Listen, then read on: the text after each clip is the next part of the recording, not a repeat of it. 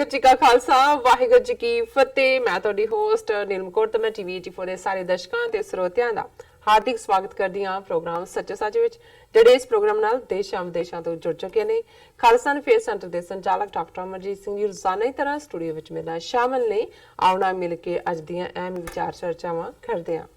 जी doctor साहब वाहिगुरू जी का खालसा वाहिगुरू जी की फतेह। जी डॉक्टर साहब जी थोड़ा निੱਘਾ स्वागत है प्रोग्राम सच्चो सच ਵਿੱਚ। बहुत शुक्रिया जी डॉक्टर साहब ਅੱਜ 20 ਦਸੰਬਰ 2018 7 ਪੋ ਨਾਨਕਸ਼ਾਹੀ ਸੰਮਤ 550 ਦਾ ਦਿਨ ਹੈ ਤੇ ਡਾਕਟਰ ਸਾਹਿਬ ਪ੍ਰੋਗਰਾਮ ਸ਼ੁਰੂ ਕਰਨ ਤੋਂ ਪਹਿਲਾਂ ਅਸੀਂ ਦਰਸ਼ਕਾਂ ਤੇ ਸਰੋਤਿਆਂ ਨੂੰ ਹਮੇਸ਼ਾ ਤਰ੍ਹਾਂ ਦੱਸੀਏ ਵਿਊਅਰਸ, ਜੇ ਤੁਸੀਂ ਹੱਕ ਸੱਚ ਇਨਸਾਫ ਤੇ ਪੈਰਾ ਦਿੰਦਾ ਇੱਕੋ ਇੱਕ ਚੈਨਲ ਟੀਵੀ 84 ਨੂੰ ਦੇਖਣਾ ਚਾਹੁੰਦੇ ਹੋ ਤਾਂ ਤੁਸੀਂ ਦੇਖ ਸਕਦੇ ਹੋ ਸਪੈਕਟਰਮ ਕੇਬਲ, आरसीएन केबल, गल फाइबर कैनेडा, roku, जादू बॉक्स, शावा, फेसबुक, TV 84 ਦੀ ਐਪ ਰਾਹੀਂ online streaming and IP box ਤੇ ਤੁਸੀਂ TV 84 ਨੂੰ ਦੇਖ ਸਕਦੇ ਹੋ।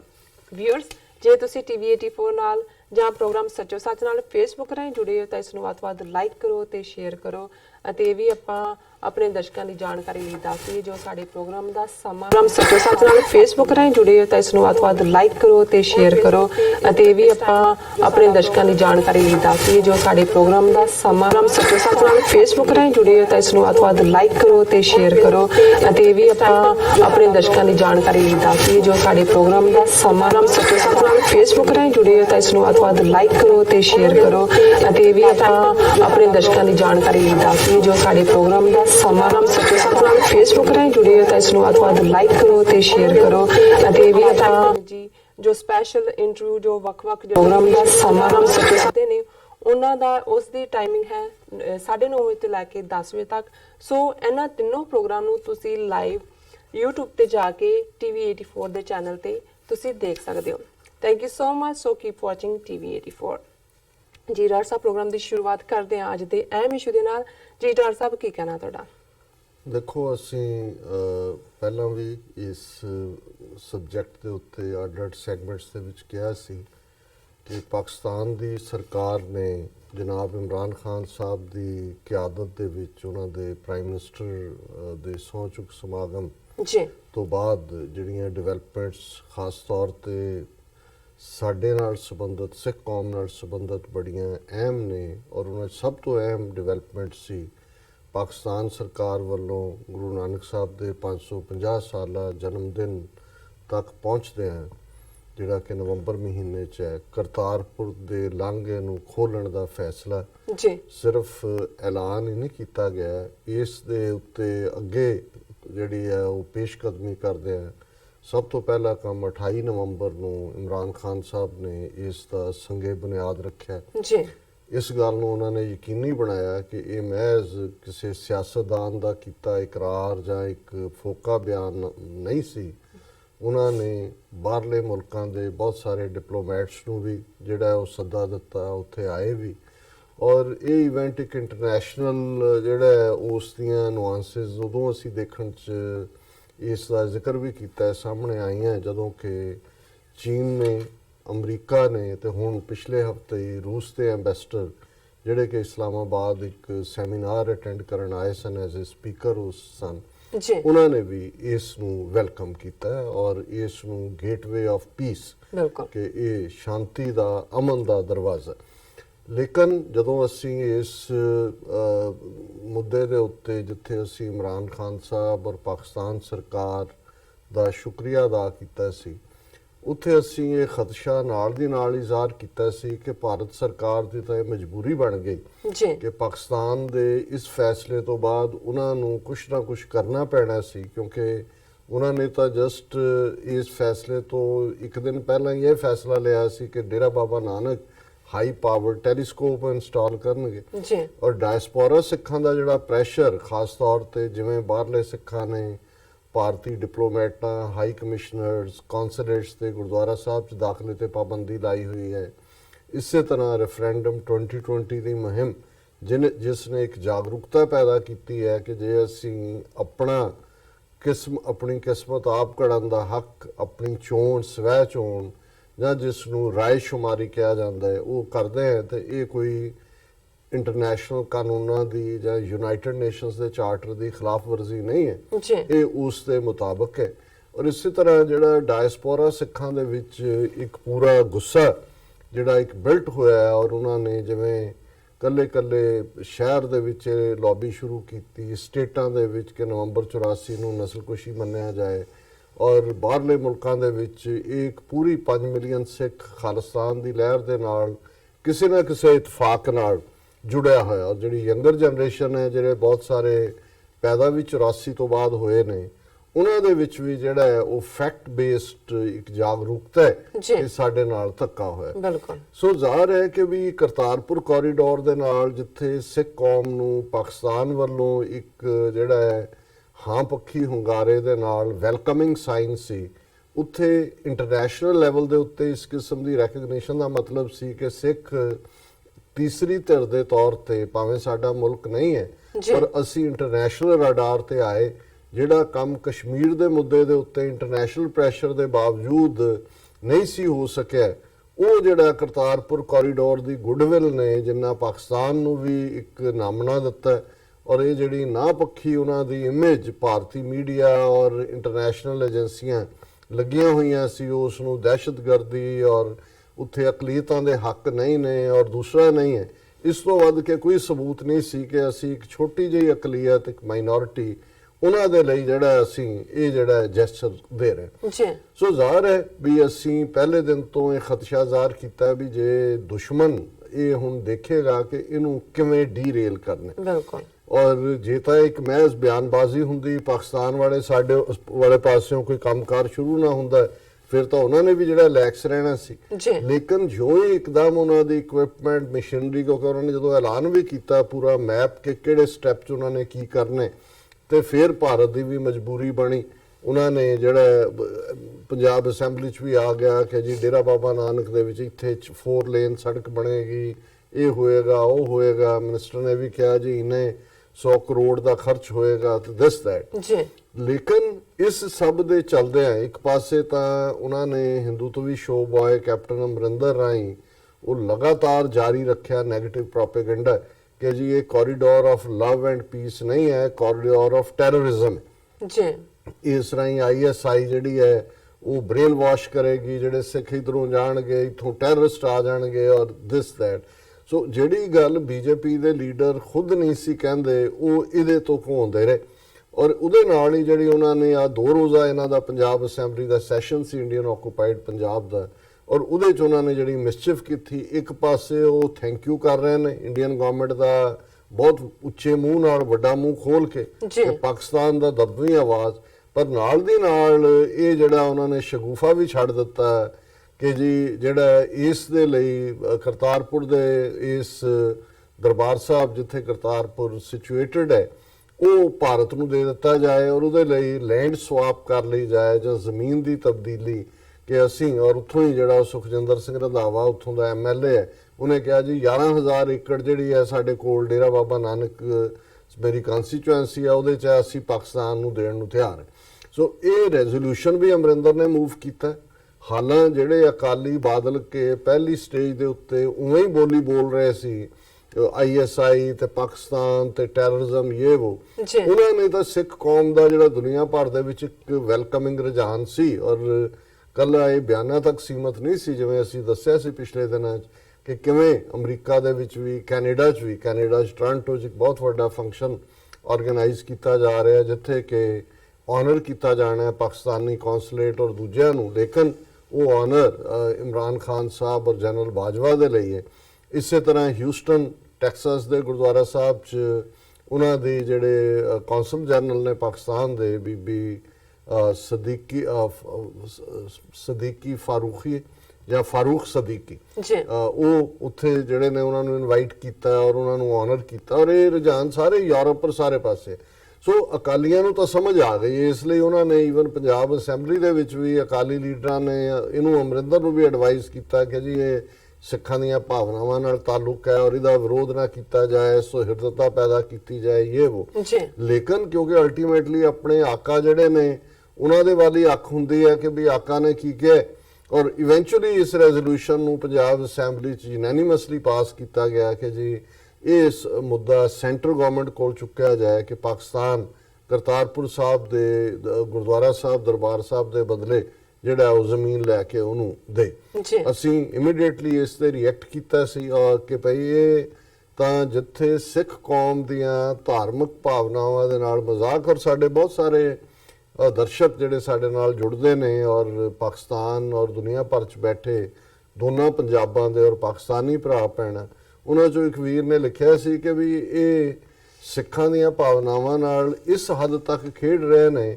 ਕਿ ਇਹ ਜਿਹੜਾ ਹੈ ਮਦੀਨਾ ਜਿਹੜਾ ਸਿੱਖਾਂ ਦਾ ਹੋਏ, ਇਹ ਸਮਝਦੇ ਨੇ ਕਿ ਵੀ ਇਸ ਦੀ ਕੀਮਤ 11,000 ਏਕੜ ਹੈ ਜੀ। ਔਰ ਉਹਨਾਂ ਕਿਹਾ ਜੀ ਇਸ ਤੋਂ ਤਾਂ ਦੋ ਜਹਾਨ ਕੁਰਬਾਨ ਕੀਤੇ ਜਾ ਸਕਦੇ ਨੇ ਜਿੱਥੇ ਗੁਰੂ ਦੀ ਥਾਂ ਹੈ।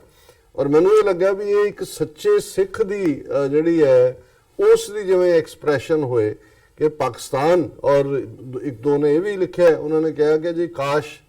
ਕਿ ਅੰਮ੍ਰਿਤਸਰ ਵੀ ਜਿਹੜਾ ਉਹ ਪਾਕਿਸਤਾਨ 'ਚ ਹੁੰਦਾ ਤੇ ਫਿਰ ਘੱਟੋ ਘੱਟ ਜੂਨ 84 ਦਾ ਘੱਲੂਘਾਰਾਨਾ ਹੁੰਦਾ ਕਿ ਵੀ ਅਸੀਂ ਤਾਂ ਉਹਨਾਂ ਥਾਵਾਂ ਨੂੰ ਵੀ ਮਹਿਫੂਜ਼ ਰੱਖਿਆ ਜਿੱਥੇ ਜਦੋਂ ਇਬਾਦਤ ਵਾਲੇ ਉੱਥੇ ਨਹੀਂ ਵੀ ਸਨ। ਔਰ ਮੈਂ ਸਮਝਦਾ ਹਾਂ ਕਿ ਵੀ ਇਹ ਇਹਨਾਂ ਨੂੰ ਸ਼ਰਮ ਆਉਣੀ ਚਾਹੀਦੀ ਹੈ ਇਹਨਾਂ ਲਾਂਤੀਆਂ ਨੂੰ ਕਿ ਵੀ ਕਿਸ ਹੱਦ ਤੱਕ ਜਾ ਕੇ ਇਹ ਬਜਾਏ ਸ਼ੁਕਰਗੁਜ਼ਾਰੀ ਦਿਖਾਣ ਦੇ ਔਰ ਸਿੱਖ ਕੌਮ ਦੀ 70 ਸਾਲ ਦੀ ਅਰਦਾਸ ਜਿਹੜੀ ਕਿ ਰੱਬ ਨੇ ਸੁਣੀ ਹੈ ਔਰ ਇਸ ਦੇ ਉੱਤੇ ਜਿਹੜਾ ਹੈ ਉਹ ਕੰਮ ਸ਼ੁਰੂ ਹੋਇਆ। ਸੋ ਇਹ ਇਸ ਨੂੰ ਕਹਿੰਦੇ ਨੇ ਕਿ ਚੱਲਦੇ ਕੰਮ ਦੇ ਵਿੱਚ ਰੋੜੇ ਅਟਕਾਣੇ, ਕਹਿੰਦੇ ਚੱਲਦੇ ਨੂੰ ਅਮਰੀਕਨ ਕਹਿੰਦੇ ਨੇ ਮੰਕੀ ਰੈਂਚ ਸੁੱਟਣਾ ਜੀ। ਔਰ ਅਸੀਂ ਸਮਝਦੇ ਸੀ ਕਿ ਵੀ ਇਸ ਮੁੱਦੇ ਦੇ ਉੱਤੇ ਅਸੀਂ ਕਾਫੀ ਸਟਰੋਂਗ ਲਾਈਨ ਲਈ ਔਰ ਇਸ ਗੱਲ ਦੀ ਮੈਨੂੰ ਖੁਸ਼ੀ ਹੈ ਕਿ ਵੀ ਬਜਾਏ ਕਿ ਇਹ ਬਾਤ ਦਾ ਬਤੰਗੜ ਬਣਦਾ, ਇੰਡੀਅਨ ਗਵਰਨਮੈਂਟ ਆਫੀਸ਼ੀਅਲ ਲੈਵਲ ਤੇ ਫੋਰਨ ਮਿਨਿਸਟਰੀ ਲੈਵਲ ਤੇ ਇਸ ਕਿਸਮ ਦੀ ਜਿਹੜੀ ਹੈ ਉਹ ਗੱਲ ਨੂੰ ਅੱਗੇ ਤੋਰਨ ਦੀ ਸ਼ਰਾਰਤ ਕਰਦੀ, ਨਾਲ ਦੀ ਨਾਲ ਹੀ ਪਾਕਿਸਤਾਨ ਦੀ ਫੋਰਨ ਮਿਨਿਸਟਰੀ ਦੇ ਬੁਲਾਰੇ ਮੁਹੰਮਦ ਫੈਸਲ,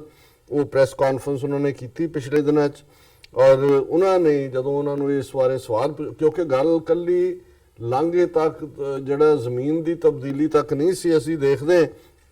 ਕਿ ਕਿਵੇਂ ਇੰਡੀਆ ਨੇ ਪੂਰਾ ਫਰੰਟ ਖੋਲਿਆ ਹੋਇਆ। ਪਹਿਲੀ ਸਟੇਜ ਤੇ ਤਾਂ ਉਹ ਨਹੀਂ ਬੋਲੇ ਬੀਜੇਪੀ ਵਾਲੇ, ਇਹਦੇ ਤੋਂ ਅਮਰਿੰਦਰ ਤੋਂ ਬੁਲਾਇਆ, ਹੁਣ ਉਹਨਾਂ ਨੂੰ ਲੱਗਦਾ ਹੈ ਕਿ ਇਹਨਾਂ ਨੂੰ ਵੀ ਬੋਲਣਾ ਪੈਣਾ ਹੈ। ਔਰ ਇਹਦੇ 'ਚ ਜਿਵੇਂ ਭਾਰਤੀ ਹੋਮ ਮਿਨਿਸਟਰ ਰਾਜਨਾਥ ਸਿੰਘ ਜਿਹੜਾ ਕਿ ਗੁਜਰਾਤ ਦੇ ਵਿੱਚ ਜਿਹੜਾ ਉਹ ਆਈਜੀਜ਼ ਡੀਆਈਜੀਜ਼ ਉਹਨਾਂ ਦੀ ਕਾਨਫਰੰਸ ਨੂੰ ਐਡਰੈਸ ਕਰ ਰਿਹਾ ਔਰ ਉਹਦੇ 'ਚ ਜਾ ਕੇ ਉਹ ਅਗੇਨ ਇਹ ਗੱਲ ਕਰ ਰਿਹਾ ਜੀ ਕਿ ਪਾਕਿਸਤਾਨ ਪੰਜਾਬ ਦੇ ਵਿੱਚ ਜਿਹੜਾ ਹੈ ਉਹਨੂੰ ਇਨਸਰਜੈਂਸੀ ਨੂੰ ਔਰ ਦਹਿਸ਼ਤਗਰਦੀ ਨੂੰ ਔਰ ਖਾਲਿਸਤਾਨ ਦੀ ਲਹਿਰ ਨੂੰ ਖੜਾ ਕਰ ਰਿਹਾ। ਸੋ ਇਹ ਖਬਰ ਹੈ ਕਿ ਡੀਜੀਪੀਜ਼ ਮੀਟ, ਪਾਕ ਰਿਵਾਈਵਿੰਗ ਟੈਰਰ ਇਨ ਪੰਜਾਬ, ਰਾਜਨਾਥ ਸੇਜ਼ ਇਸਲਾਮਾਬਾਦ ਫਿਊਲਿੰਗ ਕਸ਼ਮੀਰ ਅਨਰੈਸਟ। ਹੁਣ ਇੱਕੋ ਤੀਰ ਨਾਲ ਇੱਧਰ ਵੀ ਕਿ ਜੀ ਪੰਜਾਬ ਦੇ ਵਿੱਚ ਉਹ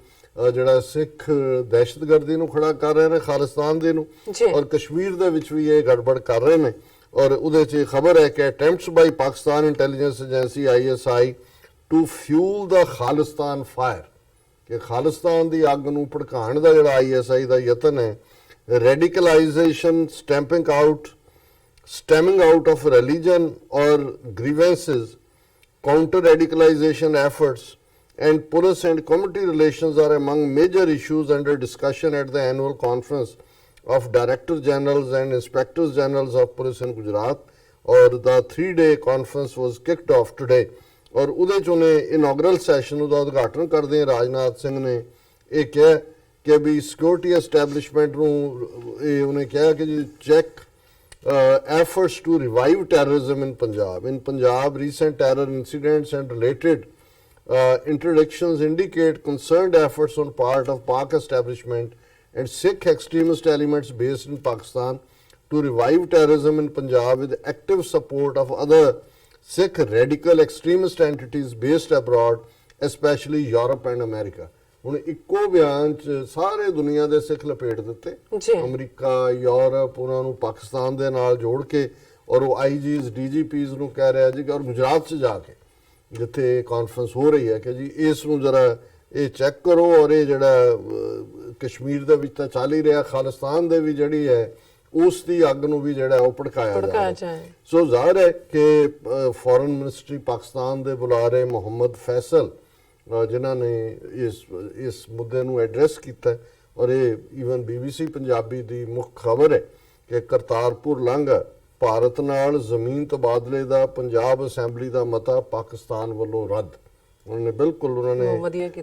ਬੁਲਾਰੇ ਮੁਹੰਮਦ ਫੈਸਲ ਨੇ ਕਿਹਾ ਕਰਤਾਰਪੁਰ ਲਾਂਘੇ ਦੇ ਮਾਮਲੇ ਵਿੱਚ ਜ਼ਮੀਨ ਤਬਦੀਲੀ ਦਾ ਕੋਈ ਸਵਾਲ ਹੀ ਪੈਦਾ ਨਹੀਂ ਹੁੰਦਾ ਔਰ ਇਸ ਬਾਰੇ ਉਹਨਾਂ ਨੇ ਜਿਹੜੀ ਗੱਲ ਕਹੀ ਕਿ ਉਹਨਾਂ ਕਿਹਾ ਕਰਤਾਰਪੁਰ ਲਾਂਘਾ ਦੇਣ ਦਾ ਫੈਸਲਾ ਸਿੱਖ ਭਾਈਚਾਰੇ ਦੀ ਮੰਗ ਨੂੰ ਧਿਆਨ ਵਿੱਚ ਰੱਖਦਿਆਂ ਕੀਤਾ ਗਿਆ ਸੀ, ਜਿਸ ਲਈ ਉਹ ਲੰਮੇ ਸਮੇਂ ਤੋਂ ਮੰਗ ਕਰ ਰਹੇ ਸਨ ਤਾਂ ਕਿ ਉਹਨਾਂ ਦੇ ਅਹਿਮ ਧਾਰਮਿਕ ਸਥਾਨ ਤੱਕ ਵੀਜ਼ਾ ਮੁਕਤ ਪਹੁੰਚ ਸੰਭਵ ਹੋ ਸਕੇ। ਹੁਣ ਜ਼ਾਹਰ ਹੈ ਉਹਨਾਂ ਨੇ ਕਿਹਾ ਜੀ ਦੇਖੋ ਅਸੀਂ ਤਾਂ ਮਤਲਬ ਜਿਹੜੀ ਸਿੱਖਾਂ ਦੀ ਮੰਗ ਸੀ ਲੰਬੇ ਵਕਤ ਤੋਂ ਕਿ ਵੀਜ਼ਾ ਫ੍ਰੀ ਐਕਸੈਸ ਉਹਨਾਂ ਦੇ ਜਿਹੜੇ ਮੁਬਾਰਕ ਥਾਂ ਹੈ ਉੱਥੋਂ ਤੱਕ ਹੋ ਸਕੇ, ਔਰ ਇਹ ਗੱਲਾਂ ਕੀ ਕਰ ਰਹੇ ਸੋ ਮੈਂ ਸਮਝਦਾ ਹਾਂ ਵੀ ਇਹ ਬੜਾ ਪੋਲਾਈਟ ਢੰਗ ਨਾਲ ਕਿਹਾ, ਇਹਨਾਂ ਦੇ ਮੂੰਹ ਤੇ ਤਾਂ ਥੁੱਕਣਾ ਬਣਦਾ ਹੈ ਕਿ ਵੀ ਤੁਸੀਂ, ਔਰ ਮੈਂ ਸਮਝਦਾ ਵੀ ਇਸ ਗੇਮ ਨੂੰ ਸਿੱਖ ਸਮਝ ਰਹੇ ਨੇ ਚੰਗੀ ਤਰ੍ਹਾਂ, ਜਿਨ੍ਹਾਂ ਨੂੰ ਕੋਈ ਭੁਲੇਖਾ ਵੀ ਸੀ ਮਾੜਾ ਮੋਟਾ ਕਿ ਵੀ ਕਿਵੇਂ ਇਹ ਸਾਰੀ ਖਾਲਿਸਤਾਨੀ ਦਹਿਸ਼ਤਗਰਦੀ so called plus ISI plus ਉਸ ਸਾਰੇ ਨੂੰ ਜੋੜ ਕੇ ਮਕਸਦ ਇਹਨਾਂ ਦਾ ਹੈ ਕਿ ਵੀ ਕਰਤਾਰਪੁਰ ਲਾਂਘੇ ਦੀ ਗੱਲ ਪਹਿਲੀ ਸਟੇਜ ਤੇ ਨੌਨ ਸਟਾਰਟਰ ਹੋਏ, ਔਰ ਇਹ ਸਿੱਖਾਂ ਨੂੰ ਵੀ ਭਟਕਾਉਣ ਲਈ ਹੈ ਕਿ ਜੀ ਇਹ ਕਿਉਂਕਿ ਇਦਾਂ ਦਹਿਸ਼ਤਗਰਦੀ ਆਏਗੀ, ਇੰਡੀਅਨ ਗਵਰਨਮੈਂਟ ਜਿਹੜੀ ਆ ਉਹ ਬੜੀ ਸਕੇਅਰਡ ਹੈ ਤੇ ਸਿੱਖ ਰੌਲਾ ਪਾਉਣਾ ਸ਼ੁਰੂ ਕਰ ਦੇਣ, ਹਾਂਜੀ ਹਾਂ ਲੈਂਡ ਸਵਾਪ ਕਰ ਲਓ। ਕਿਵੇਂ ਤੁਸੀਂ 174 ਗੁਰਦੁਆਰਿਆਂ ਦੀ ਲੈਂਡ ਸਵਾਪ ਕਰੋਗੇ? ਸਹੀ ਗੱਲ ਹੈ। ਔਰ ਕੀ ਹੱਕ ਹੈ ਕਿਸੇ ਨੂੰ? ਪਾਕਿਸਤਾਨ ਚ ਸਿੱਖ ਨਹੀਂ ਰਹਿੰਦੇ ਹੈ, ਬਿਲਕੁਲ ਪਾਕਿਸਤਾਨ ਚ ਮੁਸਲਮਾਨਾਂ ਦੇ ਗੁਰੂ ਨਾਨਕ ਨਹੀਂ ਨੇ, ਵੀ। ਔਰ ਮੈਂ ਸਮਝਦਾ ਹਾਂ ਕਿ ਵੀ ਇਹ ਉਹਨਾਂ ਦੀ ਮਿਹਰਬਾਨੀ ਹੈ ਕਿ ਇੱਕ ਇਸਲਾਮਿਕ ਕੰਟਰੀ ਹੋਣ ਦੇ ਬਾਵਜੂਦ 1999 ਦੇ ਵਿੱਚ ਪਾਕਿਸਤਾਨ ਸਿੱਖ ਗੁਰਦੁਆਰਾ ਪ੍ਰਬੰਧਕ ਕਮੇਟੀ ਜਿਹੜੀ ਹੈ ਉਹ ਹੋਂਦ ਦੇ ਵਿੱਚ ਆਈ। ਉਸ ਤੋਂ ਬਾਅਦ ਜਿਵੇਂ ਇੱਕ ਤੋਂ ਬਾਅਦ ਇੱਕ ਗੁਰਦੁਆਰੇ ਦੀ ਸਾਂਭ ਸੰਭਾਲ ਸੇਵਾ ਕਰਕੇ ਉਹਨੂੰ ਸੰਗਤਾਂ ਦੇ ਦਰਸ਼ਨਾਂ ਲਈ ਖੋਲ੍ਹਿਆ ਜਾ ਰਿਹਾ। ਨਹੀਂ ਤਾਂ ਜਦੋਂ ਜਥੇ ਆਉਂਦੇ ਸਨ ਭਾਰਤ ਤੋਂ 4 ਮੇਨ ਗੁਰਦੁਆਰੇ ਹੀ ਸੀ ਜਿਨ੍ਹਾਂ ਦੇ ਉੱਤੇ ਉਸ ਤੋਂ ਪਹਿਲਾਂ ਥੋੜਾ ਬਹੁਤ ਰੰਗ ਰੋਗਨ ਕਲੀ ਹੋ ਜਾਂਦੀ ਸੀ, ਔਰ ਉਸ ਤੋਂ ਬਾਅਦ ਉਹ ਬੰਦ ਪਏ ਹੁੰਦੇ ਸੀ, ਪ੍ਰਕਾਸ਼ ਤੱਕ ਵੀ ਨਹੀਂ ਸੀ। ਔਰ ਸ਼੍ਰੋਮਣੀ ਕਮੇਟੀ ਦੇ ਜਿਹੜੇ ਜਥੇ ਲੈ ਕੇ ਆਉਂਦੇ ਸੀ ਉਹ ਉੱਥੇ ਚਾਦਰ ਵਿਛਾ ਦਿੰਦੇ ਸੀ, ਜਦੋਂ ਗੁਰਪੁਰਬ ਜਾਣ ਲੱਗੇ ਚਾਦਰ ਬੰਨ ਕੇ ਨਾਲ ਲੈ ਜਾਂਦੇ ਸੀ।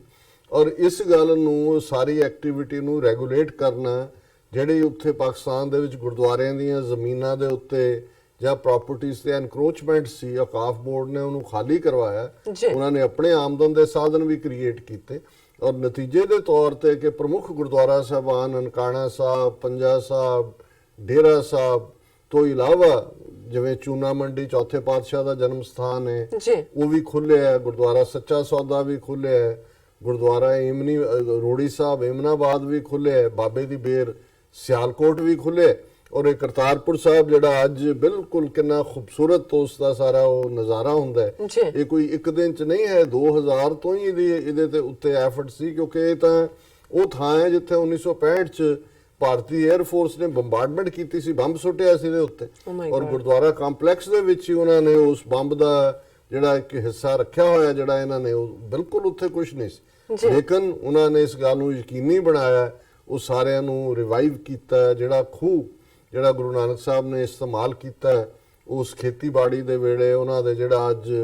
ਜਿਸ ਉਸ ਜਲ ਦੇ ਅੰਮ੍ਰਿਤ ਨੂੰ ਜਿਹੜਾ ਸੰਗਤ ਜਾ ਕੇ ਉਸ ਆਪਣੀ ਰੂਹਾਨੀ ਪਿਆਸ ਨੂੰ ਬੁਝਾਉਂਦੀ ਹੈ, ਉਸ ਗੁਰੂ ਨਾਨਕ ਸਾਹਿਬ ਦੀ ਯਾਦ ਨੂੰ ਲੈ ਕੇ। ਸੋ ਅੱਜ ਜੇ ਇਸ ਕਦਰ ਖੂਬਸੂਰਤ ਬਣ ਕੇ ਇਸ ਤੋਂ ਅਗਲੇ ਸਟੈਪ ਵੱਲ ਗਿਆ ਤੇ ਇਸ ਨਾਲੋਂ ਜੇ ਇਧਰਲੇ ਗੁਰਦੁਆਰਿਆਂ ਦਾ ਹਾਲ ਦੇਖਣਾ, ਫਿਰ ਜੂਨ 84 ਤੋਂ ਵੱਧ ਕੇ ਡੈਮੇਜ ਤੋਂ ਟੈਂਕਾਂ ਤੋਪਾਂ ਨਾਲ, ਔਰ ਇਹੀ ਨਹੀਂ ਹਜ਼ਾਰਾਂ ਗੁਰੂ ਗ੍ਰੰਥ ਸਾਹਿਬ ਦੇ ਸਰੂਪਾਂ ਦਾ ਭਾਰਤ ਭਰ ਚ ਬੇਅਦਬ ਹੋਣਾ, ਔਰ ਦਰਜਨਾਂ ਗੁਰਦੁਆਰੇ ਇਸ ਕਿਸਮ ਦੇ ਨੇ ਜਿਹੜੇ ਉੱਥੇ ਹੀ ਖੰਡਾਰਾਤ ਬਣੇ ਖੜੇ ਨੇ, ਉਹਨਾਂ 'ਚ ਕਬਜ਼ੇ ਹੋਏ ਨੇ, ਕਿਸੇ ਨੇ ਜਿਹੜਾ ਉਹਨਾਂ ਦੇ ਵਿੱਚ ਵਾਪਸ ਗੁਰਦੁਆਰੇ ਸਥਾਪਿਤ ਨਹੀਂ ਕੀਤੇ। ਇਤਿਹਾਸਕ ਗੁਰਦੁਆਰੇ, ਗੁਰਦੁਆਰਾ ਗਿਆਨ ਗੋਦੜੀ ਉਹ ਸਕਾਊਟ ਦਫ਼ਤਰ ਬਣਾਇਆ ਹੋਇਆ ਹੈ, ਗੁਰਦੁਆਰਾ ਗੁਰੂ ਡਾਂਗ ਮਾਰ ਸਿੱਕਮ ਦੇ ਵਿੱਚ ਕਬਜ਼ਾ ਕੀਤਾ ਹੋਇਆ, ਔਰ ਇਹ ਵਰਤਾਰਾ ਲਗਾਤਾਰਤਾ ਨਾਲ ਜਾਰੀ ਹੈ। ਸੋ ਅਸੀਂ ਸਮਝਦੇ ਹਾਂ। ਔਰ ਜਿਹੜਾ ਦੂਸਰਾ ਰਾਜਨਾਥ ਸਿੰਘ ਦਾ ਰੌਲਾ ਹੈ ਉਸ ਦੇ ਉੱਤੇ ਵੀ ਉਹਨਾਂ ਨੇ ਬੜਾ ਨੱਪਿਆ ਤੁਲਿਆ, ਉਹਨਾਂ ਦੇ ਸਪੋਕਸਪਰਸਨ ਨੇ ਬਿਆਨ ਦਿੱਤਾ ਕਿ ਭਾਰਤ ਵਿੱਚ ਖਾਲਿਸਤਾਨੀ ਗਰੁੱਪਾਂ ਦੇ ਸਰਗਰਮੀ ਸੰਬੰਧੀ ਉਹਨਾਂ ਨੇ ਕਿਹਾ ਪਾਕਿਸਤਾਨ ਕਿਸੇ ਖੁਦ ਮੁਖਤਾਰ ਮੁਲਕ ਦੇ ਅੰਦਰੂਨੀ ਮਾਮਲਿਆਂ ਵਿੱਚ ਦਖਲ ਨਹੀਂ ਦਿੰਦਾ ਕਿ ਵੀ ਇੰਡੀਆ ਇੰਡੀਪੈਂਡੈਂਟ ਕੰਟਰੀ, ਐਸੀ ਕੋਈ ਦਖਲਅੰਦਾਜ਼ੀ ਨਹੀਂ ਕਰ। ਹਾਲਾਂਕਿ ਇਸ ਦੇ ਉਲਟ ਭਾਰਤ ਦਾ ਪ੍ਰਧਾਨ ਮੰਤਰੀ ਤਾਂ ਲਾਲ ਕਿਲੇ ਦੀ ਫਸੀਲ ਤੇ ਖਲੋ ਕੇ ਬਲੋਚਿਸਤਾਨ ਤੇ ਗਿਲਗਿਤ ਤੇ ਆਜ਼ਾਦ ਕਸ਼ਮੀਰ ਉਹਨਾਂ ਦੇ ਲੋਕਾਂ ਦੀ ਗੱਲ ਕਰ ਰਿਹਾ ਜੀ, ਉਹਨਾਂ ਦੇ ਹਿਊਮਨ ਰਾਈਟ ਵਾਇਓਲੇਟ ਹੋ ਰਹੇ ਨੇ, ਔਰ ਇਹਨਾਂ ਦੇ ਕੁਲਭੂਸ਼ਣ ਯਾਦਵ ਵਰਗੇ ਜਾ ਕੇ ਬਲੋਚਿਸਤਾਨ ਦੇ ਵਿੱਚ ਦਹਿਸ਼ਤਗਰਦੀ ਕਰ ਰਹੇ ਨੇ, ਔਰ ਕਿੰਨੇ ਏਜੰਟ ਇਹਨਾਂ ਦੇ ਜਿਹੜੇ ਨੇ ਉੱਥੇ ਜਾ ਕੇ, ਉਹ ਸਰਬਜੀਤ ਸਿੰਘ ਹੋਏ, ਉਸ ਤੋਂ ਪਹਿਲਾਂ ਕਸ਼ਮੀਰ ਸਿੰਘ ਸੀ, ਕੋਈ ਹੋਰ, ਕਿਵੇਂ ਉਹਨਾਂ ਨੇ ਉੱਥੇ ਜਿਹੜੇ ਨੇ ਭੇਜ ਕੇ ਕੀਤੇ ਨੇ। ਔਰ ਉਹਨਾਂ ਦਾ ਗੁੱਡਵਿਲ ਜੈਸਚਰ ਇਹ ਹੈ ਕਿ ਉਸ ਜਿਹੜਾ ਜਦੋਂ ਕਿ ਸੰਗੇ ਬੁਨਿਆਦ ਇਮਰਾਨ ਖਾਨ ਸਾਹਿਬ ਨੇ ਰੱਖਿਆ, ਭਾਰਤ ਤੋਂ ਵੀ 2 ਦਰਜਨ ਜਰਨਲਿਸਟ ਆਏ ਸੀ ਜੀ। ਔਰ ਇੱਕ ਜਿਹੜਾ ਸਵਾਲ ਦੇ ਇੱਕ ਪੱਤਰਕਾਰ ਨੇ ਕੁਐਸਚਨ ਦੇ ਦੌਰਾਨ ਇਮਰਾਨ ਖਾਨ ਉਹਨਾਂ ਨੂੰ ਕਿਹਾ ਕਿ ਜੀ ਇੱਕ ਸਾਡਾ ਇੰਡੀਅਨ ਹਾਮਿਦ ਅੰਸਾਰੀ ਕਿ ਕੀ ਉਹਦਾ ਨਾਂ ਹੈ ਕਿ ਜੀ ਉਹ ਆਪਣੀ ਟਵਿੱਟਰ ਜਾਂ ਉਹਦੇ ਤੇ ਫੇਸਬੁੱਕ ਦੇ ਉੱਤੇ ਉਹਦਾ ਕਿਸੇ ਦੇ ਨਾਲ ਇਸ਼ਕ ਹੋਇਆ ਤੇ ਉਹ ਉੱਥੋਂ ਛੱਡ ਕੇ ਵਾਇਆ ਅਫਗਾਨਿਸਤਾਨ ਜਿਹੜਾ ਉਹ ਆਇਆ ਤੇ ਉਹ ਕੈਦ 'ਚ ਹੈ ਵੀ ਉਹਨੂੰ ਜਿਹੜਾ ਉਹ ਰਿਲੀਜ਼ ਕਰੋ। ਤਾਂ ਉਹਨਾਂ ਨੇ ਸੁਣਦਿਆਂ ਹੀ ਕਿਹਾ, ਉਹਨਾਂ ਨੇ ਕਿਹਾ ਜੀ ਮੈਨੂੰ ਕੇਸ ਦਾ ਨਹੀਂ ਪਤਾ ਔਰ ਅਸੀਂ ਉਹਦੀ ਪੜਤਾਲ ਕਰਾਂਗੇ ਔਰ ਇਨਸ਼ਾਅੱਲਾ ਜੇ ਉਹ ਬਿਲਕੁਲ ਉਹਦਾ ਹੋ ਗਿਆ ਤਾਂ ਉਹਨੂੰ ਅਸੀਂ ਰਿਲੀਜ਼ ਕਰ ਦਾਂਗੇ। ਹੁਣ ਅਦਰਵਾਈਜ਼ ਸਾਰਾ ਮੀਡੀਆ ਪਿਛਲੇ 3 ਦਿਨ ਤੋਂ ਉਹਦੀ ਸਟੋਰੀ ਕਿਵੇਂ ਜੀ ਉਹ ਕਿਵੇਂ ਉੱਥੋਂ ਰਿਲੀਜ਼ ਹੋਇਆ, ਪਾਕਿਸਤਾਨ ਦੇ ਇੱਕ ਵਕੀਲ ਨੇ ਕਿਵੇਂ ਕੇਸ ਲੜਿਆ, ਕਿਵੇਂ ਵਾਘਾ ਕ੍ਰਾਸ ਕੀਤਾ, ਉਹਦੀ ਮਾਂ ਕੋਕਾ ਕੋਲਾ ਉਹਦੇ ਲਈ ਲੈ ਕੇ ਆਈ, ਕੱਲ ਸੁਸ਼ਮਾ ਸਵਰਾਜ ਨਾਲ ਉਹਦੀ ਮੀਟਿੰਗ ਸੀ ਔਰ ਦੂਸਰਾ ਔਰ ਉਹ ਸ਼ੁਕਰੀਆ ਕਰ ਰਿਹਾ ਹੈ ਕਿ ਹੁਣ ਇਹ ਜਿਹੜੇ ਨੋਬਲ ਜੈਸਚਰ ਨੇ ਕਿ ਭਾਈ ਇਹ ਸਾਰਾ ਪਾਰਟ ਇਮਰਾਨ ਖਾਨ ਸਰਕਾਰ ਬਾਰ-ਬਾਰ ਇਹ ਸਿਗਨਲ ਦੇ ਰਹੀ ਹੈ ਕਿ ਵੀ ਅਸੀਂ ਜਿਹੜਾ ਹੈ ਉਹ ਦੋਸਤਾਨਾ ਚਾਹੁੰਦੇ ਹਾਂ, ਗੱਲਬਾਤ ਚਾਹੁੰਦੇ ਹਾਂ, ਪਰ ਜੇ ਤੁਸੀਂ ਇਹੋ ਜਿਹੀਆਂ ਸ਼ਰਾਰਤਾਂ ਕਰੋਗੇ ਕਿੰਨੀ ਕੁ ਦੇਰ ਉਹ ਬਰਦਾਸ਼ਤ ਕਰੋਗੇ। ਔਰ ਇਸ ਸਾਰੇ ਚੋਂ ਮੈਂ ਸਮਝਦਾ ਕਿ ਵੀ ਇੱਕ ਪਾਸੇ ਕਸ਼ਮੀਰ ਦੇ ਵਿੱਚ ਜਿਵੇਂ ਭਾਰਤੀ ਫੌਜ ਇੱਕ ਤੋਂ ਬਾਅਦ ਇੱਕ ਜ਼ੁਲਮ ਕਰ ਰਹੀ ਹੈ, 6-7 ਇਨੋਸੈਂਟ ਸਿਵਿਲੀਅਨ ਜਿਹੜੇ ਪੁਲਿਸ ਮੁਕਾਬਲਿਆਂ 'ਚ ਮਾਰੇ, ਉਹ ਵੀ ਉਹਨਾਂ ਨੂੰ ਦਹਿਸ਼ਤਗਰਦ ਕਹਿ ਕੇ ਮਾਰਿਆ, ਹੁੰਦੇ ਤਾਂ ਇਨੋਸੈਂਟ ਨੌਜਵਾਨ ਹੀ ਨੇ। ਔਰ ਇਸ ਮੁੱਦੇ ਦੇ ਉੱਤੇ ਇਮਰਾਨ ਖਾਨ ਨੇ ਬੜੀ ਸਟਰੋਂਗ ਲਾਈਨ ਲਈ ਸੀ, ਉਹਨਾਂ ਨੇ ਕਿਹਾ ਸੀ ਕਿ ਭਾਈ ਅਸੀਂ ਇਹ ਜੇ ਤੁਸੀਂ ਨਾ ਹਟੇ ਤੇ ਅਸੀਂ UN ਨੂੰ ਅਪਰੋਚ ਕਰਾਂਗੇ ਔਰ ਇਹ ਇਨੋਸੈਂਟ ਮਾਰਨੇ ਬੰਦ ਕਰੋ। ਸੋ ਬਜਾਏ ਕਿ ਇਸ ਦੇ ਉੱਤੇ ਕੋਈ ਪ੍ਰੋਪਰ ਐਕਸਪਲੇਨੇਸ਼ਨ ਦਿੰਦੇ, ਭਾਰਤੀ ਫੋਰਨ ਮਿਨਿਸਟਰੀ ਦਾ ਜਿਹੜਾ ਬੁਲਾਰਾ ਹੈ ਰਵੀਸ਼ ਕੁਮਾਰ, ਉਹ ਕਹਿ ਰਿਹਾ Pakistan should mind its own business India on Imran Khan's comment. ਇਹ ਕਹਿ ਰਿਹਾ ਕਿ ਜੀ ਇਹ ਜਿਹੜਾ I think it will be better if they mind their own business and look at the internal affairs which are in a mess. ਇਹ ਕਹਿ ਰਿਹਾ ਕਿ ਜੀ ਆਪਣਾ ਦੇਖੋ ਤੁਸੀਂ ਮੈਸ, ਤੁਸੀਂ ਆਪਣਾ ਦੇਖੋ ਹਾਲ ਤੁਹਾਡਾ ਕੀ ਹੈ, ਤੁਹਾਡੇ ਪੁਲਿਸ ਆਫੀਸਰ ਮਾਰੇ ਜਾ ਰਹੇ ਨੇ, ਗਾਂ ਨੂੰ ਤੁਸੀਂ ਪ੍ਰੋਟੈਕਟ ਕਰਨ ਲਈ ਹੋ, ਸਾਰਾ ਭਾਰਤ ਦੇ ਵਿੱਚ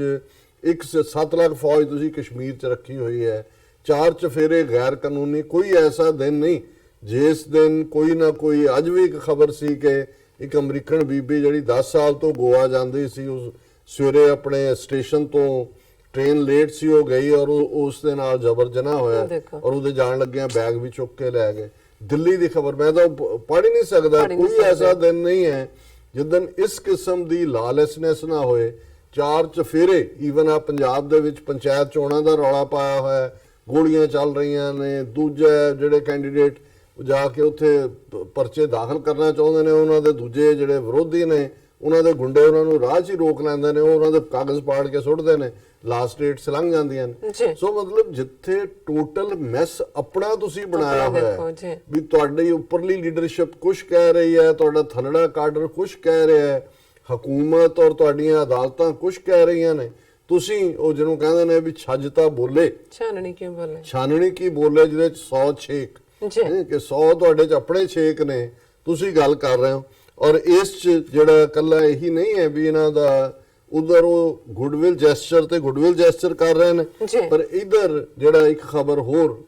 ਜਿਹੜੀ ਇਹਨਾਂ ਦੀ ਹੈ ਕਿ ਮੁੰਬਈ ਦੇ ਵਿੱਚ ਕਾਇਦੇ ਆਜ਼ਮ ਮੁਹੰਮਦ ਅਲੀ ਜਿਨ੍ਹਾਂ ਨੇ, ਕਿਉਂਕਿ ਉਹ ਮੁੰਬਈ ਦੇ ਵਿੱਚ ਹੀ ਪ੍ਰੈਕਟਿਸ ਕਰਦੇ ਸੀ, ਉਹਨਾਂ ਨੇ ਘਰ ਭਾਵੇਂ ਦਿੱਲੀ ਵੀ ਬਣਾਇਆ ਸੀ ਲੇਕਿਨ ਦਿੱਲੀ ਵਾਲਾ ਉਹਨਾਂ ਨੇ ਵੇਚ ਦਿੱਤਾ ਸੀ 47 ਤੋਂ ਪਹਿਲਾਂ, ਲੇਕਿਨ ਉਹਨਾਂ ਨੇ ਆਪਣਾ ਮੁੰਬਈ ਜਿਹੜਾ ਬਹੁਤ ਖੂਬਸੂਰਤ ਘਰ ਜਿਹੜਾ ਯੂਰਪੀਅਨ ਡਿਜ਼ਾਈਨ ਔਰ ਉਹਦੇ 'ਚ ਚੁਣ ਕੇ ਜਿਹੜਾ ਪੱਥਰ ਵੀ ਲਵਾਇਆ ਜਾਂ ਦੂਜਾ, ਔਰ ਉਹਨਾਂ ਨੂੰ ਜਦੋਂ ਈਵਨ ਇਹਨਾਂ ਨੇ ਤਾਂ ਇਸ ਕਿਸਮ ਦਾ ਨਫ਼ਰਤ ਦਾ ਇੱਕ ਮਾਹੌਲ ਇੰਡੀਆ 'ਚ ਸਿਰਜ ਦਿੱਤਾ ਹੈ। ਉਹਨਾਂ ਦੇ ਇਹ ਸੀ ਕਿ ਭਾਈ ਇੰਡੀਆ ਪਾਕਿਸਤਾਨ ਦੇ ਸਬੰਧ ਇਵੇਂ ਹੀ ਹੋਣਗੇ ਜਿਵੇਂ ਅਮਰੀਕਾ ਕੈਨੇਡਾ ਦੇ ਨੇ, ਔਰ ਉਹ ਉਹਨਾਂ ਨੂੰ ਇਹ ਸੀ ਕਿ ਵੀ ਮੈਂ ਆਪਣੀਆਂ ਗਰਮੀਆਂ ਦੀ ਜਿਹੜੀ ਹੈ ਉਹ ਛੁੱਟੀਆਂ ਦੇ ਲਈ ਆਇਆ ਕਰਾਂਗਾ ਇੱਥੇ, ਅਦਰਵਾਈਜ਼ ਜਿੱਥੇ ਉਹਨਾਂ ਨੇ ਦਿੱਲੀ ਦਾ ਪਹਿਲਾਂ ਵੇਚਿਆ ਸੀ ਇਹ ਵੀ ਵੇਚ ਸਕਦੇ ਸੀ, ਔਰ ਉਹਨਾਂ ਨੇ ਔਨ ਰੈਕੋਰਡ ਹੈ ਕਿ ਅਮਰੀਕਾ ਕੈਨੇਡਾ ਵਰਗੇ ਸਬੰਧ ਹੋਣਗੇ। ਔਰ ਇਹ ਜਦੋਂ ਉਹ ਆਏ ਉਹਨਾਂ ਨੇ ਈਵਨ ਨਹਿਰੂ ਨੂੰ ਪਰਸਨਲ ਰਿਕੁਐਸਟ ਵੀ ਕੀਤੀ ਔਰ ਬੰਬੇ ਦੇ ਮੇਅਰ ਨੂੰ ਵੀ ਕਿ ਵੀ ਮੈਂ ਇਹਨੂੰ ਬੜੀ ਰੀਜਨਲ ਬਣਾਇਆ, ਇਹਦਾ ਧਿਆਨ ਰੱਖਣਾ ਜੀ। ਔਰ ਕਿੰਨੀ ਦੇਰ ਪਹਿਲਾਂ ਉੱਥੇ ਉਹਨਾਂ ਨੇ ਕਬਜ਼ਾ ਕਰ ਛੱਡਿਆ, ਫਿਰ ਹੋਇਆ ਅਦਾਲਤੀ ਹੋਇਆ, ਹੁਣ ਇਵੈਂਚੁਅਲੀ ਫਿਰ ਉਹਨਾਂ ਦੀ ਡਾਟਰ ਕਾਇਦੇ ਆਜ਼ਮ ਦੀ ਉਹਨੇ ਕਲੇਮ ਕੀਤਾ। ਸੋ ਮਿਲਾ ਕੇ ਬਜਾਏ ਕਿ ਦੇਖੋ ਕਈ ਚੀਜ਼ਾਂ ਨੇ ਜਿਹਦੇ 'ਚ ਤੁਸੀਂ ਇੱਕ ਛੋਟੇ ਜਿਹੇ ਜੈਸਚਰ ਦੇ ਨਾਲ ਕੌਮਾਂ ਦੇ ਦਿਲ ਜਿੱਤ ਲੈਂਦੇ ਹੋ। ਜੀ ਹੁਣ ਮੈਂ ਸਮਝਦਾ ਹਾਂ ਵੀ ਜਿਹੜਾ ਕਰਤਾਰਪੁਰ ਲਾਂਘੇ ਦਾ ਫੈਸਲਾ ਪਾਕਿਸਤਾਨ ਸਰਕਾਰ ਨੇ ਲਿਆ, ਜਿੰਨੀ ਗੁੱਡਵਿਲ ਸਿੱਖ ਕੌਮ ਚ ਪਾਕਿਸਤਾਨ ਲਈ, ਮੁਸਲਮਾਨ ਭਰਾਵਾਂ ਭੈਣਾਂ ਲਈ ਇਸ ਗੱਲ ਨੇ ਕੀਤੀ, ਹਾਲਾਂ ਉੱਥੇ ਹੀ ਸੀ, ਸਾਰੀ ਥਾਂ 70 ਸਾਲ ਤੋਂ ਉੱਥੇ ਹੀ ਸੀ, ਜੀ ਉਹ ਸ਼ਾਇਦ ਤੁਸੀਂ ਦਰਜਨਾਂ ਕੀ ਸੈਂਕੜਿਆਂ ਗੁੱਡਵਿਲ ਮਿਸ਼ਨ ਸਹੂਲਤਾਂ ਕੋਈ ਹੋਰ ਦਿੰਦੇ, ਸਪੌਂਟੇਨੀਅਸ ਸੀ ਕਿ ਹਰ ਸਿੱਖ ਨੇ ਉਹਦੀਆਂ ਅੱਖਾਂ 'ਚ ਅਥਰੂ ਸੀ ਔਰ ਸ਼ੁਕਰਾਨਾ ਸੀ। ਬਿਲਕੁਲ। ਸੋ ਮੈਂ ਸਮਝਦਾ ਵੀ ਇਸੇ ਤਰ੍ਹਾਂ ਕਾਇਦੇ ਆਜ਼ਮ ਪਾਕਿਸਤਾਨ ਦੇ ਬਾਨੀ, ਜਿਨ੍ਹਾਂ ਬਾਰੇ ਤੁਹਾਡੇ ਆਪਣੇ ਜਿਹੜੇ ਉਹ LK ਅਡਵਾਨੀ ਵਰਗਾ, ਜਸਵੰਤ ਸਿੰਘ ਵਰਗਾ ਤੁਹਾਡੇ ਆਥਰ ਇਹ ਮੰਨਦੇ ਨੇ, ਜਿਹੜੇ ਜਿਨ੍ਹਾਂ ਨੇ ਪਹਿਲਾਂ ਨਫ਼ਰਤ ਵੀ ਫੈਲਾਈ ਕਿ ਵੀ ਉਹ ਟਰੂਲੀ ਸੈਕੂਲਰ ਸਨ, ਕਦੇ ਵੀ ਉਹਨਾਂ ਨੇ, ਔਰ ਇਹ ਨਹੀਂ ਹੈ ਕਿ ਚਲੋ ਪਾਕਿਸਤਾਨ ਬਣਾਉਣਾ ਤਾਂ ਉਹਨਾਂ ਦੇ ਹਿੱਸੇ ਆਇਆ ਜਿਹੜਾ ਉਹਨਾਂ ਨੇ ਤੋਹਫਾ ਦਿੱਤਾ ਆਪਣੀ ਕੌਮ ਨੂੰ। ਜੀ ਉਸ ਤੋਂ ਪਹਿਲਾਂ ਵੀ ਜਦੋਂ ਇਹਦਾ ਬਾਲ ਗੰਗਾਧਰ ਤਿਲਕ ਸ਼ਾਇਦ ਸੀ ਜਾਂ ਇਹ ਦੋ ਲੀਡਰ ਨੇ, ਉਹਨਾਂ ਨੂੰ ਉੱਥੇ ਰੰਗੂਨ ਭੇਜ ਦਿੱਤਾ ਸੀ ਕਰਕੇ ਜਲਾਵਤਨ, ਉਹਨਾਂ ਦੀ ਕੇਸ ਦੇ ਲਈ ਜਿਹੜਾ ਫਾਈਟ ਉਹ ਕਾਇਦੇ ਆਜ਼ਮ ਨੇ ਕੀਤਾ ਸੀ। ਸ਼ਹੀਦ ਭਗਤ ਸਿੰਘ, ਜੇ ਅਸੀਂ ਦੇਖਦੇ ਹਾਂ ਕਿ ਜਦੋਂ ਉਹਨਾਂ ਨੂੰ ਫਾਂਸੀ ਦਿੱਤੀ ਜਾਣੀ ਸੀ ਉਸ ਤੋਂ ਪਹਿਲਾਂ ਜੇਲ੍ਹ 'ਚ ਭਗਤ ਸਿੰਘ ਨੇ ਵਰਤ ਰੱਖਿਆ ਸੀ। ਅੱਜ ਵੀ ਤੁਸੀਂ ਉਹਨਾਂ ਦੀਆਂ ਉਹ ਸਟੇਟਮੈਂਟਸ ਜਿਹਦੇ 'ਚ ਉਹਨਾਂ ਨੇ ਡਿਫੈਂਡ ਕੀਤਾ ਉਹਨਾਂ ਦੇ ਐਕਸ਼ਨ ਨੂੰ, ਉਹਦੇ 'ਚ ਪਾਰਲੀਮੈਂਟ ਦੇ ਵਿੱਚ ਖਲੋ ਕੇ ਉਹਨਾਂ ਨੇ ਕੀਤੀਆਂ। ਇਸੇ ਤਰ੍ਹਾਂ ਸਿੱਖਾਂ ਪ੍ਰਤੀ ਤੁਸੀਂ ਸਾਰੇ ਉਹਨਾਂ ਦਾ ਜਿੰਨਾ ਕਰੀਅਰ ਹੈ ਉਹਦੇ 'ਚੋਂ ਇੱਕ ਵੀ ਸਟੇਟਮੈਂਟ ਅਗੇਂਸਟ ਤਾਂ ਦੂਰ ਦੀ ਗੱਲ, ਸਗੋਂ ਸਿੱਖ ਲੀਡਰਸ਼ਿਪ ਨੂੰ ਉਹਨਾਂ ਨੇ ਐਡਵਾਈਸ ਕੀਤਾ ਕਿ ਵੀ ਤੁਸੀਂ ਇਹ ਬੇਵਕੂਫੀ ਨਾ ਕਰੋ ਇਹਨਾਂ ਦੇ ਨਾਲ ਲੱਗਣ ਦੀ, ਤੁਸੀਂ ਆਪਣੇ ਹੱਕ ਦੇ ਉੱਤੇ ਖਲੋਵੋ। ਉਹਨਾਂ ਨੇ ਕਿਹਾ ਵੀ ਮੈਨੂੰ ਨਹੀਂ ਕੋਈ ਵੀ ਇਤਰਾਜ਼ ਕਿ ਸਿੱਖ ਅਲੱਗ ਨੇਸ਼ਨ ਨਹੀਂ ਨੇ, ਸਿੱਖ ਨੇ, ਪਰ ਤੁਸੀਂ ਜਿਹੜਾ ਇਹਨੂੰ ਆਪਣੀ ਹੋਂਦ ਜਿਹੜੀ ਹੈ ਉਸ ਦੇ ਲਈ ਖਲੋਵੋ, ਤੁਸੀਂ ਪਾਕਿਸਤਾਨ ਨੂੰ ਜੁਆਇਨ ਕਰੋ ਔਰ ਕੋਰਾ ਕਾਗਜ਼ ਹੈ ਇਹਦੇ ਤੇ ਤੁਸੀਂ ਲਿਖ ਲਓ, ਮੈਂ ਦਸਤਖਤ ਕਰ ਦਿਆਂਗਾ ਜੋ ਤੁਸੀਂ ਚਾਹੁੰਦੇ। ਪਰ ਇਹ ਚੜੇ ਹੋਏ ਸੀ ਮਾਸਟਰ ਤਾਰਾ ਸਿੰਘ, ਬਲਦੇਵ ਸਿੰਘ, ਨਹਿਰੂ ਔਰ ਗਾਂਧੀ ਦੇ ਢਹਿ ਤੇ। ਔਰ ਇਸ ਸਾਰੇ ਦੌਰ 'ਚ ਜਦੋਂ ਕਿ ਇੱਕ ਪਾਸੇ ਉਧਰੋਂ ਗੁੱਡਵਿਲ ਦਾ ਮਾਹੌਲ ਹੈ ਕ੍ਰੀਏਟ ਕਰਨ ਦੀ ਕੋਸ਼ਿਸ਼, ਖਬਰ ਹੈ ਮੁੰਬਈ's ਜਿਨਾ house to be Ministry of External Affairs property to host top level meets, banquets। ਔਰ ਇਹ ਸੁਸ਼ਮਾ ਸਵਰਾਜ ਕਹਿ ਰਹੀ ਹੈ ਕਿ ਜੀ ਅਸੀਂ ਜਿਨਾ ਹਾਊਸ ਦੀ ਜਿਹੜੀ ਉਹ ਪੋਜੈਸ਼ਨ ਲੈ ਲਈ ਹੈ ਔਰ ਉਹਨਾਂ ਤੋਂ ਕਲਚਰਲ ਮਿਨਿਸਟਰੀ ਤੋਂ ਅਸੀਂ ਇੱਥੇ ਮੀਟਿੰਗਸ ਕਰਾਂਗੇ ਔਰ ਇੱਥੇ ਅਸੀਂ ਜਿਹੜਾ ਉਹ ਬੈਂਕੁਏਟ ਰੱਖਾਂਗੇ ਔਰ ਦੂਸਰਾ ਕਰਾਂਗੇ ਔਰ ਇਹ ਜਿਹੜਾ ਸਾਡੇ ਨਾਂ ਦੇ ਉੱਤੇ ਹੁਣ ਇਸ ਦਾ ਹੋ ਗਿਆ। ਉਹਨਾਂ ਨੇ ਕਿਹਾ ਜੀ the move by government will end the controversy about the ownership and how it should be utilized, ਕਿ ਵੀ ਇਹਦਾ ਅਸੀਂ ਅੰਤ ਕਰ ਦਿੱਤਾ ਹੈ। ਔਰ ਇਹ ਮੈਂ ਸਮਝਦਾ ਵੀ ਇਹਨੂੰ ਕਹਿੰਦੇ ਨੇ ਘਟੀਆਪਨ। ਬਿਲਕੁਲ। ਇੱਕ ਤਾਂ ਹੁੰਦਾ ਦਕਿਆਨੂਸੀ ਤਾਂ ਹੋਰ ਕੰਜੂਸੀ ਨਾਲ ਜੁੜਦਾ ਹੈ, ਇਹ ਹੈ ਇਲ ਇੰਟੈਂਸ਼ਨਡ ਔਰ ਬਿਲਕੁਲ ਘਟੀਆਪਨ। ਔਰ ਮੈਂ ਸਮਝਦਾ ਵੀ ਜਿਵੇਂ ਇਮਰਾਨ ਖਾਨ ਹੋਰਾਂ ਨੇ ਕਸ਼ਮੀਰ ਦੇ ਵਿੱਚ ਸਿਵਲੀਅਨਸ ਦੇ ਮਾਰੇ ਜਾਣ ਦੇ ਉੱਤੇ ਡੰਕੇ ਦੀ ਚੋਟ ਤੇ ਕਿਹਾ ਸੀ ਕਿ ਵੀ ਅਸੀਂ ਇਹਨੂੰ UN ਦੇ ਵਿੱਚ ਇਸ ਇਸ਼ੂ ਨੂੰ ਉਠਾਵਾਂਗੇ, ਪਰ ਅੱਜ ਇਹਨਾਂ ਦੀ ਖਬਰ ਹੀ ਹੈ, ਇੰਡੀਅਨ ਮੀਡੀਆ ਵੀ ਫਿਰ ਚੀਕਾਂ ਮਾਰਦਾ ਹੈ, Imran Khan calls United Nation chief raises Kashmir issue. So ਉਹਨਾਂ ਨੇ ਟੈਲੀਫੋਨ ਦੇ ਉੱਤੇ Pakistan prime minister Imran Khan on Thursday urged UN secretary general Antonio Guterres to take the notice of the alleged human rights violations in Kashmir. During a telephonic conversation with Guterres, Khan underscored United Nations' role to end these violations, Dawn reported, citing a statement issued by Prime Minister's office. So, ਉਹਨਾਂ ਨੇ ਇਸ issue ਨੂੰ ਉਠਾਇਆ। ਸੋ ਅਸੀਂ ਸਮਝਦੇ ਹਾਂ ਕਿ ਵੀ ਪਾਕਿਸਤਾਨ ਜਿਹੜਾ ਇਸ ਵੇਲੇ ਠੀਕ ਡਾਇਰੈਕਸ਼ਨ 'ਚ ਹੈ ਜੀ। ਉਹਨਾਂ ਨੇ ਭਾਰੀ ਪ੍ਰੈਸ਼ਰ ਦੇ ਬਾਵਜੂਦ ਔਰ ਉਹਨਾਂ ਦੇ ਆਪਣੇ ਇਨਰ ਚੈਲੰਜਸ ਦੇ ਬਾਵਜੂਦ ਉਹ ਜਿਹੜਾ ਇੰਟਰਨੈਸ਼ਨਲੀ ਆਪਣਾ ਉਹਨਾਂ ਨੇ ਆਨਰ ਵੀ ਕਾਇਮ ਰੱਖਿਆ ਔਰ ਹਰ ਮੁੱਦੇ ਦੇ ਉੱਤੇ ਜਿਵੇਂ ਉਹਨਾਂ ਦੀ ਫੋਰਨ ਮਿਨਿਸਟਰੀ ਦੀ ਸਪੋਕਸਪਰਸਨ ਦਾ ਬੈਲੈਂਸਡ ਜਿਹੜਾ ਉਹ ਜਵਾਬ ਸੀ ਇਹਨਾਂ ਮੁੱਦਿਆਂ ਤੇ, ਕਰਤਾਰਪੁਰ ਲਾਂਘਾ ਔਰ ਸੋ ਕਾਲਡ ਖਾਲਿਸਤਾਨੀ ਦਹਿਸ਼ਤਗਰਦੀ ਤੇ। ਸੋ ਅਸੀਂ ਤਾਂ ਬੈਸਟ ਵਿਸ਼ੇਸ ਹੀ ਦੇ ਸਕਦੇ ਹਾਂ ਔਰ ਆਪਣੀ ਕੌਮ ਨੂੰ ਆਗਾਹ ਕਰ ਸਕਦੇ ਹਾਂ, ਆਗਾਹ ਕਰਾ ਸਕਦੇ ਹਾਂ ਕਿ ਭਾਈ ਖਬਰਦਾਰ ਹੋਵੋ, ਸਾਵਧਾਨ ਹੋ, ਦੋਸਤ ਔਰ ਦੁਸ਼ਮਣ ਦੀ ਪਰਖ ਕਰੋ। ਇਹ ਜਿਹੜਾ ਬ੍ਰੇਨ ਵਾਸ਼ਡ ਸਾਡੇ ਕੁਝ ਜਿਹੜੇ ਜਾਂ ਕੁਝ ਰੈਂਟਾ ਸਿੱਖ ਨੇ ਜਿਹੜੇ ਉਹਨਾਂ ਦਾ ਪ੍ਰੋਪੇਗੈਂਡਾ ਔਰ ਉਹਦੇ 'ਚ ਯਕੀਨ ਰੱਖਦੇ ਨੇ, ਤੁਸੀਂ ਉਸ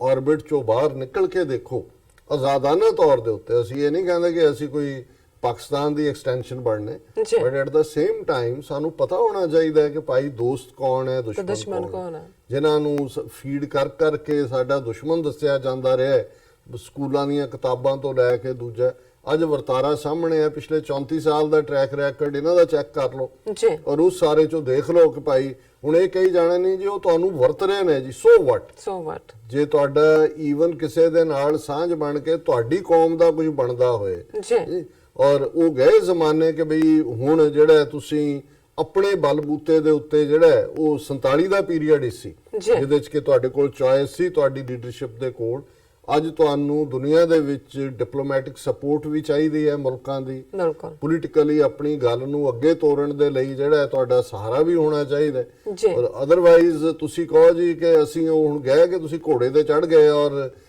ਅਸੀਂ ਬਹੁਤ ਬਹਾਦਰ ਹੁੰਦੇ ਆ। ਇੱਥੇ ਬਹਾਦਰੀ ਵਾਲਾ ਜਾਂ ਕੋਈ ਨਹੀਂ ਹੈ। ਇੱਥੇ ਤੁਹਾਨੂੰ ਹਰ ਕਦਮ ਦੇ ਉੱਤੇ ਦੇਖਣਾ ਪਏਗਾ ਤੁਹਾਡਾ ਦੋਸਤ ਕੌਣ ਹੈ, ਦੁਸ਼ਮਣ ਕੌਣ ਹੈ। ਤੇ ਜੇ ਕੋਈ ਤੁਹਾਡੇ ਵੱਲ ਦੋਸਤੀ ਦਾ ਹੱਥ ਵਧਾਉਂਦਾ ਹੈ ਤੇ ਤੁਸੀਂ ਵੀ ਜਿਹੜਾ ਉਸ ਵੱਲ, ਇਹ ਨਾ ਸਿਰਫ ਦੋਸਤੀ ਦਾ ਹੱਥ ਵਧਾਓ, ਸਾਡਾ ਤਾਂ ਪੰਜਾਬ ਦਾ ਵੈਸੇ ਹੀ ਇਹ ਤਹਿਜ਼ੀਬ ਰਹੀ ਹੈ ਕਿ ਭਾਈ ਜਿਹਨੇ ਤੁਹਾਨੂੰ ਕਦੇ ਫੋਕੇ ਪਾਣੀ ਦਾ ਗਲਾਸ ਵੀ ਆਫਰ ਕੀਤਾ, ਤੁਸੀਂ ਕਹਿੰਦੇ ਹੋ ਜੇ ਮੈਨੂੰ ਕਦੇ ਮੌਕਾ ਮਿਲਿਆ ਮੈਂ ਦੁੱਧ ਪਿਆਵਾਂਗਾ ਇਹਨੂੰ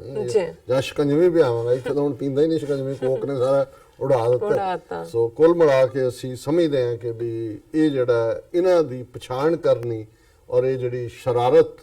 ਭਾਰਤੀ ਸਰਕਾਰ ਨੇ, ਇਹ ਅਮਰਿੰਦਰ ਵਰਗੇ ਜਾਂ ਇਹ ਬਾਦਲ ਕੋੜਮਾ ਜਾਂ ਇਹ ਮਜੀਠੀਆ ਟੋਲਾ ਜਾਂ ਕੋਈ ਹੋਰ ਨਿਕਲ ਆਉਂਦੇ ਨੇ ਜੀ, ਇਹਨਾਂ ਦੇ ਇਦਾਂ ਦੇ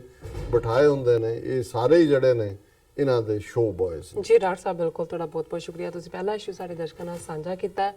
ਰਹਿੰਦੇ ਇਸ਼ੂ ਆਪਾਂ ਬ੍ਰੇਕ ਤੋਂ ਬਾਅਦ ਡਿਸਕਸ ਕਰਦੇ ਹਾਂ। ਇੱਥੇ ਲੈਣੇ ਆ ਬ੍ਰੇਕ ਤੋਂ ਪਹਿਲਾਂ ਅਸੀਂ ਆਪਣੇ ਦਰਸ਼ਕਾਂ ਤੇ ਸਰੋਤਿਆਂ ਨੂੰ ਅਪੀਲ ਤੇ ਬੇਨਤੀ ਕਰਦੀ ਹੈ। ਵਿਊਅਰਸ, ਜਿਸ ਤਰ੍ਹਾਂ ਕਿ ਤੁਸੀਂ ਜਾਣਦੇ ਹੋ ਕਿ ਟੀਵੀ 84 ਇੱਕ ਪੰਥਕ ਚੈਨਲ ਹੈ। ਟੀਵੀ 84 ਸਿੱਖਾਂ, ਕਸ਼ਮੀਰੀਆਂ ਦੇ, ਭਾਰਤੀਆਂ, ਨਾਰਥ ਈਸਟ ਸਟੇਟਾਂ ਦੇ ਲੋਕਾਂ ਦੇ ਸਵੈ ਨਿਰਣੇ ਦੇ ਹੱਕਾਂ ਦਾ ਹਾਮੀ ਹੈ। ਅਸੀਂ ਚਾਹਾਂਗੇ ਕਿ ਤੁਸੀਂ ਟੀਵੀ 84 ਦੀ ਚੜ੍ਹਦੀ ਕਲਾ ਲਈ ਵੱਧ ਤੋਂ ਵੱਧ ਡੋਨੇਟ ਕਰੋ। ਡੋਨੇਟ ਕਰਨ ਲਈ ਸਾਡੀ ਵੈਬਸਾਈਟ tv84.tv ਤੇ ਜਾ ਕੇ ਪੇਪਲ ਦੀ ਵਰਤੋਂ ਕਰਕੇ ਵਨ ਟਾਈਮ ਡੋਨੇਟ ਕਰ ਸਕਦੇ ਹੋ, ਮੰਥਲੀ ਡੋਨੇਟ ਵੀ ਕਰ ਸਕਦੇ ਹੋ। ਤੁਸੀਂ ਟੀਵੀ 84 ਦੇ ਨਾਮ ਤੇ ਚੈੱਕ ਬਣਾ ਕੇ ਸਾਨੂੰ ਮੇਲ ਵੀ ਕਰ ਸਕਦੇ ਹੋ ਸਾਡੇ ਇਸ ਪਤੇ ਤੇ 36-01 37th Avenue, Long Island City, New York 11101 USA, ਜਾਂ ਫਿਰ ਤੁਸੀਂ ਸਾਨੂੰ ਫੋਨ ਰਾਹੀਂ ਵੀ ਸੰਪਰਕ ਕਰ ਸਕਦੇ ਹੋ ਸਾਡੇ ਫੋਨ ਨੰਬਰ ਤੇ 5164060694। Thank you so much viewers. ਅਭੀ ਦੱਸ ਦਈਏ ਜੋ ਸਾਡੇ ਪ੍ਰੋਗਰਾਮ ਦਾ ਸਮਾਂ ਹੈ ਉਹ 7:30 ਤੋਂ ਲੈ ਕੇ 9 ਵਜੇ ਤੱਕ ਹੈ।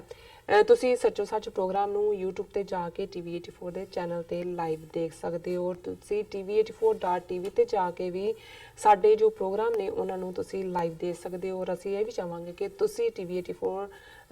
ਦਾ ਜੋ ਪ੍ਰੋਗਰਾਮ ਹੈ, ਜੋ ਸਾਰੇ ਪ੍ਰੋਗਰਾਮ ਚੱਲਦੇ ਨੇ YouTube ਦੇ ਉੱਪਰ, ਇਹਨਾਂ ਨੂੰ ਸਬਸਕ੍ਰਾਈਬ ਵੀ ਕਰਨਾ ਨਹੀਂ ਭੁੱਲਣਾ। Thank you so much. So keep watching TV 84। ਮਿਲਦੇ ਹਾਂ ਛੋਟੇ ਜਿਹੇ ਵਕਫੇ ਤੋਂ ਬਾਅਦ।